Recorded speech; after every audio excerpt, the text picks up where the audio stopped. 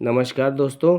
CAA citizenship amendment act यानी नागरिकता संशोधन अधिनियम को लेकर एक बहुत बड़ी खबर सामने आई है कि केंद्र सरकार इसे लोकसभा चुनाव से पहले नोटिफाइड कर सकती है और गृह मंत्रालय के सूत्रों द्वारा ज्ञात हुआ है कि इसके संबंधित सभी नियम कायदे कानूनों को पारित भी किया जा सकता है।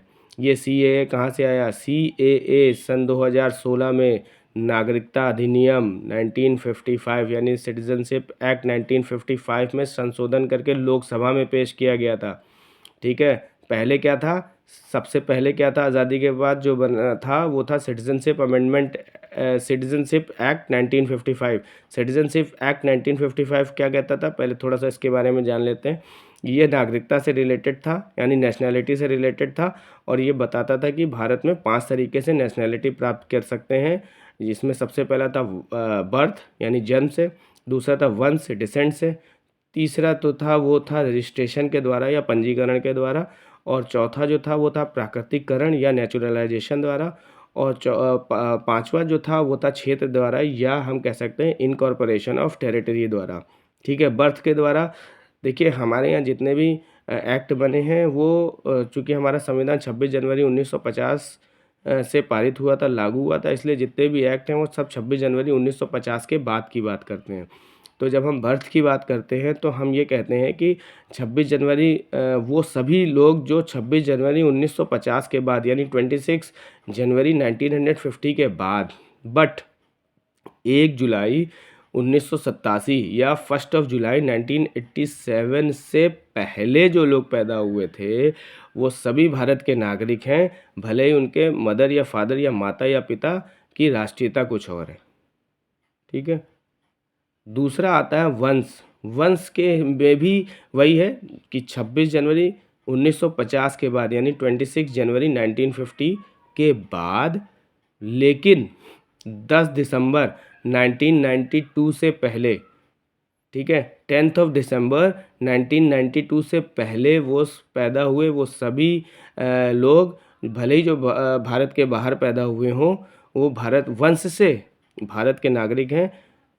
बस कंडीशन ये है कि उनके पिता जन्म के समय भारत के नागरिक रहे हों। ठीक है, तो इस तरीके से जन्म से और वंश से ये भारत की नागरिकता प्राप्त की जा सकती थी।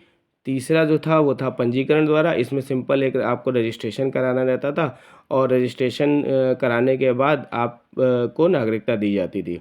चौथा जो था वो प्राकृतिकरण या नेचुरलाइजेशन द्वारा था। इसमें जो है आपको केंद्र सरकार से अनुमति लेनी पड़ती थी। केंद्र सरकार को एक आवेदन देना पड़ता था, कुछ पैरामीटर्स थे, कुछ मानदंड गवर्नमेंट द्वारा बनाए गए थे। अगर आप गवर्नमेंट उसको चेक करती थी, अगर आप उसको पूरा करते हैं तो आपको भारत की नागरिकता मिल जाती थी। ये प्रावधान में था, ये हमारे एक्ट में था। जो लास्ट है वो था क्षेत्र था। ठीक है, इनकॉर्पोरेशन ऑफ टेरिटरीज था।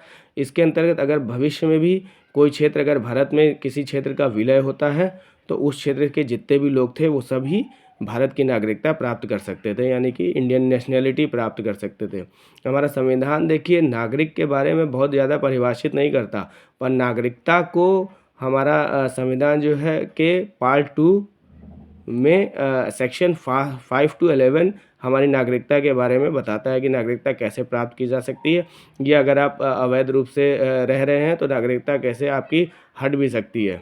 ठीक है, अब इसके बाद क्या है, इसी एक्ट में अमेंडमेंट करके CAA यानी सिटीजनशिप अमेंडमेंट एक्ट लेकर के आया जा रहा है। ठीक है, सिटीजनशिप अमेंडमेंट एक्ट आया कब था? सिटीजनशिप अमेंडमेंट एक्ट जो है वो 11 दिसंबर 11 दिसंबर, नोट कीजिए डेट, 11 दिसंबर 2019 को पारित कर दिया गया था। ठीक है, पारित कर दिया गया था। कैसे पारित कर दिया गया था? क्योंकि इसके फेवर में 125 वोट पड़े थे और अपोजिशन में केवल 105 वोट पड़ने के कारण इसे 11 दिसंबर 2019 में पारित कर दिया गया था।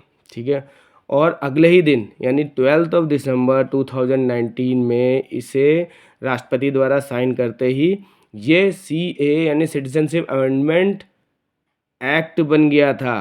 पहले ये क्या था? एक्ट बनने से पहले कोई भी चीज़ क्या होती है? वो बिल होती है। सिटीजनशिप अमेंडमेंट बिल था, पर इसमें साइन करते ही ये सिटीजनशिप अमेंडमेंट एक्ट हो गया और इसे केंद्र सरकार का एक बहुत बड़ा फैसला या एक बहुत बड़ी जीत माना जा रहा था। ठीक है, लेकिन इसका भी अपोजिशन द्वारा विरोध किया जा रहा था। विरोध इस बात पे किया जा रहा था क्योंकि उनका कहना था कि ये एक बहुत बड़ा पक्षपातपूर्ण निर्णय लिया गया है। ठीक, अब ये सिटीजनशिप अमेंडमेंट एक्ट कहता क्या है? देखिए, सिटीजनशिप अमेंडमेंट एक्ट हमेशा माइनॉरिटीज़ की बात करता है। कहाँ के माइनॉरिटीज़? ये 3 देशों की बात करता है, 3 पड़ोसी देश हमारे, जिसमें कि एक है पाकिस्तान, बांग्लादेश और अफ़गानिस्तान। ठीक, पहले तो ये 3 कंट्री के नाम जानिए। किन माइनॉरिटीज़ की बात करता है? माइनॉरिटीज़ की बात करता है हिंदू, सिख, ईसाई, पारसी, जैन और बौद्ध। ये 6 माइनॉरिटीज़ की बात करता है। ठीक है, ये कहता है कि 31 दिसंबर 2014 से पहले, यानी कि 31 दिसंबर 2014 से पहले अफ़गानिस्तान, पाकिस्तान और बांग्लादेश में रहने वाले ये 6 माइनॉरिटीज़ को भारत की नागरिकता प्राप्त कर सकते हैं। यानी इस नागरिकता को प्राप्त करने का इस एक्ट में प्रावधान है। ठीक है, बस कंडीशन क्या थी कि ये 31 दिसंबर 2014 से पहले भारत में रह रहे हों। ठीक है, और सबसे बड़ी बात क्या थी कि यहाँ से आने वाले ये जो माइनॉरिटीज़ थे, इनको किसी भी प्रकार का कोई भी पेपर या दस्तावेज़ दिखाने की ज़रूरत नहीं थी।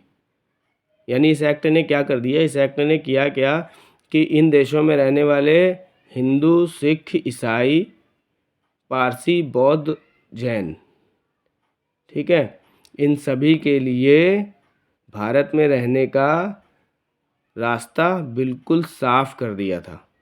ठीक है, इस एक्ट ने इनको एक पावर दे दी थी, इनको एक नेशनैलिटी प्रदान कर दी थी, जो भारत में बहुत समय से शरण लिए हुए थे। ठीक है, उनके लिए बिल्कुल नेशनैलिटी इस एक्ट ने प्रदान कर दी। ठीक है, समझ में आ गया।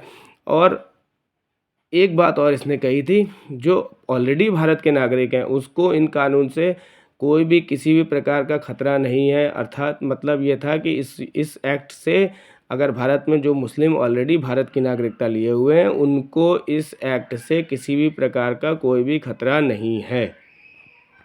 ये इस एक्ट में बोला गया था।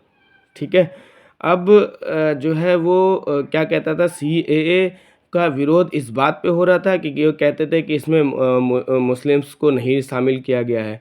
तो गृह मंत्रालय यानी हमारे गृह मंत्री अमित शाह ने बताया था कि देखिए, इसमें केवल माइनॉरिटीज़ को ऐड किया गया है और इन देशों में मुस्लिम ऑलरेडी माइनॉरिटी में नहीं है। अब यानी कि किन देशों में? अफ़गानिस्तान, पाकिस्तान और बांग्लादेश की बात हो रही। इन देशों में मुस्लिम बहुसंख्यक हैं, माइनॉरिटीज़ में यही 6 लोग हैं। तो इन 6 लोगों को इसमें शामिल किया गया है और इन माइनॉरिटीज़ को इसमें भारत में जो 31 दिसंबर 2014 से पहले से रह रहे हैं या शरण लिए हुए, उनको भारत में नागरिकता देने का प्रावधान किया गया है। तो इन्होंने इसमें क्लियर कट अपना स्पष्टीकरण दे दिया था। ठीक है, अब इसमें आवेदन कैसे कर सकते हैं? देखिए, गवर्नमेंट द्वारा इसमें एक वेब पोर्टल बना दिया गया है। वेब पोर्टल के द्वारा आप इसमें आवेदन कर सकते हैं और आवेदन करने के लिए बस आपको इतना, इसमें कोई दस्तावेज या पेपर नहीं देना है, केवल आपको ये बताना है कि आप कब से रह रहे थे या भारत में कब से रह रहे हैं, एक डेट बताएंगे। और जब आप इसमें आवेदन कर लेंगे तो जो सेंट्रल गवर्नमेंट है वो इस आपके द्वारा जो आवेदन दिया गया है उसकी सत्यतापूर्ण जांच करेगी और जांच करने के बाद जब आपकी सारे डॉक्यूमेंट्स तो इसमें देने ही नहीं है, जो भी आपने डेट वगैरह बताई है वो सब कुछ सच पाया जाएगा, तो आपको भारत की नागरिकता प्रदान कर दी जाएगी। तो इस प्रकार सिटीजनशिप अमेंडमेंट एक्ट के बारे में जितना भी विरोध हो रहा है वो इस बात पे हो रहा है कि इसमें मुस्लिम्स को शामिल नहीं किया गया है।